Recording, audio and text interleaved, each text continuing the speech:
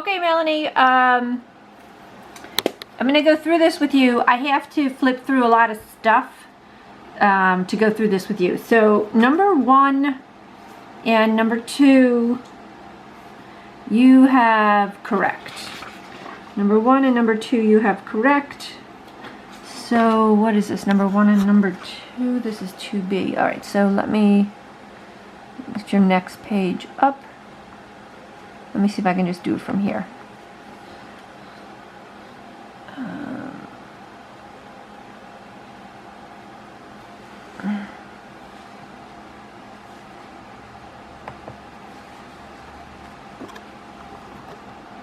Okay, so that is part C. Let me get that a little better. Okay, so part C, you got, that's all fine. Alright, so then 1 and 2 are fine, then the next one.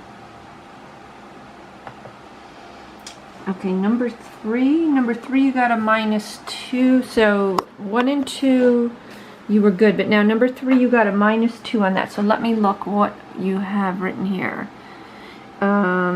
Okay, the domain starts at 1, not at 3. So see here you wrote 3. That's not right. The x value here is at a 1. You somehow said that it started here and went this way. It starts here at an x value of 1 and goes that way. So this should have been from 1 with a bracket to infinity, and the other one, oh, you know what? I didn't grade this right. This is wrong also. Oh, I gave it to you because it should have been a 0, but you wrote 0.5, so that's fine. I gave that to you. Okay, that got me confused for a moment. That 0.5 is okay, so 0.5 to 0. All right, so the mistake here is that one. Okay, number 4 is correct. You got number 4 correct.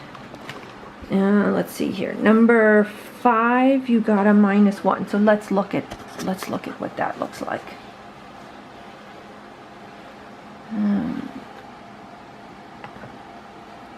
Number 5. Okay. The graph doesn't look right, but the graph is actually, this is the center right here of the graph, so it should go like a parabola up and a parabola down. Let me show you. I didn't take off because your graph looks incorrect. I took off because you don't have an x-intercept. You have to always have your intercepts. This is what the graph should look like. This is the center here, right? Because this graph is pushed 2 units to the right, 1 up. So this is the center of it, and it goes half a parabola up, half a parabola down. The way you drew that, it almost looks like your center is here, which it isn't. That's your y-intercept. So I took off 1 point on this one because you have to always have your intercepts. So the x-intercept, you had to solve for that.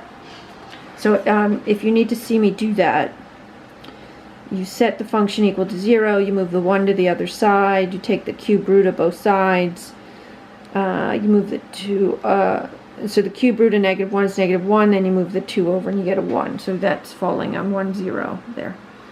Alright, let me see what else. Number 6, I took off 1. Let me eyeball what you got there. Number 6. Your x-intercepts are incorrect. I'm not sure how'd you get those numbers.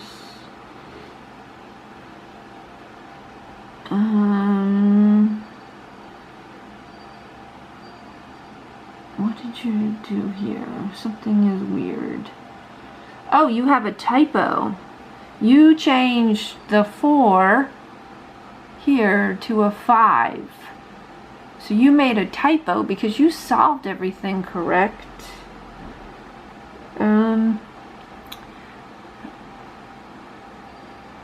Yeah, you solved everything correct. That's just a typo.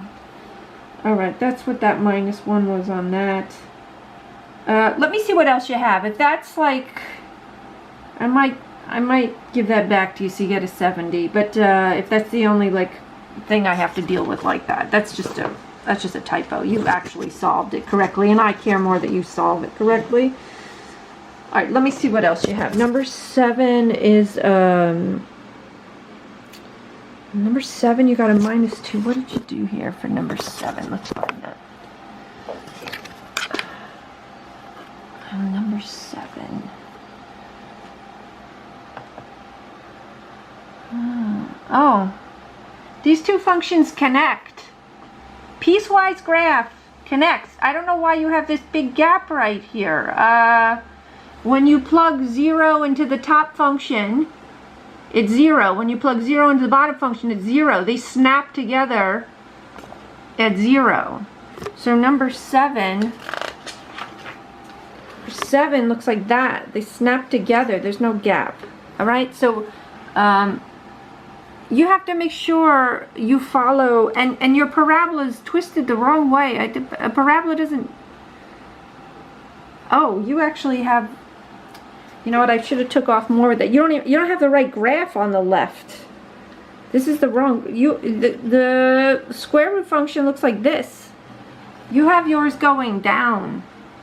That's not right at all, and they should be connecting. So you know, I actually made a mistake here. I would have taken off half credit on that. That really should be a -4. I'm gonna leave it. That's my fault. But this is not correct. This is way off. Neither of the graphs look correct. And yeah. All right. That's my fault. I would have taken off more for that.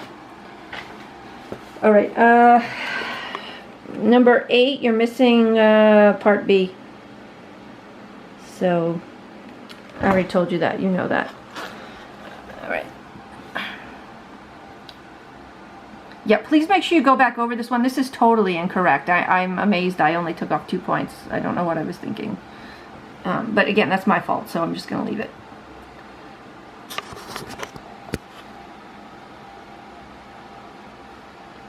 All right, let me get this guy to go. All right, number 9. You got -3 on number 9, so let me figure out what happened here. Oh, all those points look off. The y-intercept's correct. The x-intercepts are correct. The vertex is off. Okay, what did I do? -3 on that? All right, so the graph should look like this. I think what knocked you off is that you got the vertex wrong, and then you couldn't figure out how to get the rest of it. So you somehow have like a minus.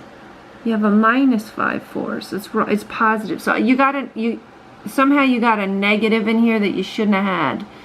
Let me see if I can catch it real quick. Oh, you wrote it as mixed numbers. No, I'm not going to be able to catch that quick. All right, I'll just let you see my work. Oh, you're not going to understand this. I did completing the square, but did you do completing the square? No, you did the formula. Negative b over, yeah, okay, I can catch it. See, you have a negative over a negative, right? So this makes a positive. So this should be a positive guy right here. This should be a positive 5 over 4. So that's what happened. And so because you got that wrong, you got this wrong, the rest of it wrong. That's what happened. But all the other parts are correct. So try to remember, if the lead term is negative, it's face down. So this, like when you have it face up, you should go, oh, that doesn't make any sense because the lead term is negative, so it should be face down. Okay, so that's it for that one. That should have looked like that. Number 10. Number 10, you didn't do it all. So this is, you have to do the leading coefficient test. This is degree 4 because you have 2 x's. This is your third x. This is your 4x, so it's 4th degree. The lead term is positive, so it's up, up. That's the leading coefficient test. My brain is saying this is section 2.2. So go back. If you don't remember how to do the leading coefficient test, that means it's up, up on the ends. So the x-intercepts here are 0, 1, and -3. Because this exponent is squared, we say 0 is even. Because this is linear, we say that's odd. Because this is first degree, or linear, we say this is odd. So remember, even means you bounce, and odd means you go through. So at -3, it's odd, I go through. At 1, it's odd, I go through. And at 0, because it's even, I bounce. All right, that's even and odd x-intercepts. That's definitely going to be on the final, this question. So I'd go back over. This is section 2.2. Go back over the lecture So remember, when you do leading coefficient test, that's the degree of the polynomial, like the whole thing. When you do even or odd x-intercepts, that's the factored form, and you're looking at the exponents of the factored form.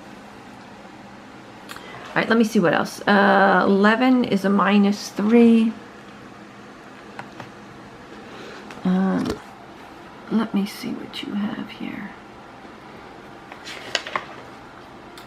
All right, positive and negative. You're missing the 5 for the rational zero test. You didn't completely factor this. This is a complex number, so you have to use a quadratic formula here and completely factor this. You can't just leave it like that. We're in complex numbers in this section, so you have to go all the way like I did in the lecture. So let me see if I have it. Oh, I have it over here. All right, so you stopped here. You stopped here. You needed to put it into the quadratic formula, get out the answer, and then write that answer in factored form. So this factors into this complex number. You have to when you do this type of questions, you have to completely factor it. Sometimes the answer is just real numbers, sometimes it's real and complex, sometimes it's all complex. Okay, so you just didn't finish the question, is what happened. All right, so that's where the -3 is coming from. Now, let me see here, number 12.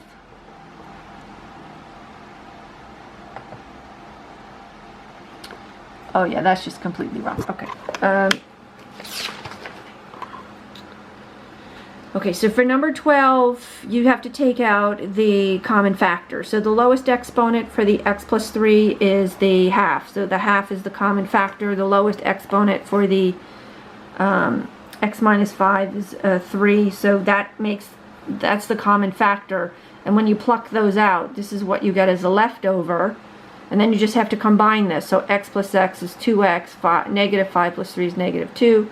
If you want to factor out the 2 from here, you can do that. But, and the 2 times the 6 is 12, but you did that little part. Yeah, so yeah, this is like, there's no common factor. This is just so, yeah.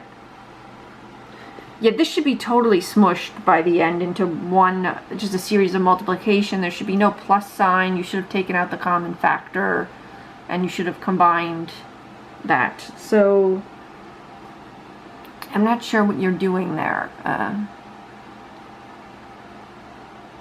Yeah, I don't know. Okay. Yeah, I'm looking at it. I don't know. That's not the way we did it in lecture. Okay. And number 13 you've got, so you're good. Okay, so that's it. That is my notes. I'm just gonna leave it at this current grade. Okay, so I will catch you. I hope that helped. Bye bye.